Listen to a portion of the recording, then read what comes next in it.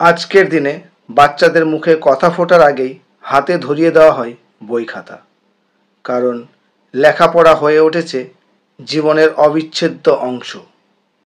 লেখাপড়া না জানলে সমাজে প্রায় অচ্যুত অবস্থা, তাই ইচ্ছে না থাকলেও পড়তে হয়। আর পড়তে পড়তে কেটে যায় বেশ কয়েকটা বছর।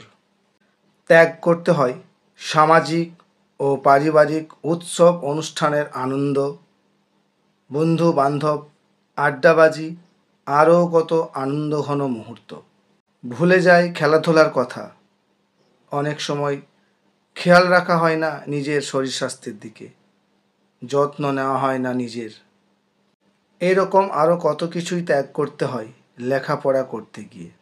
সব কিছু বলা সম্ভব হয় না, আবার বেশ কিছু আছে বুঝে নিতে হয়। এছাড়াও আছে অভিভাবকের চোখ রাঙানি, শাসানি, আত্মীয় স্বজনের আলোচনা সমালোচনা।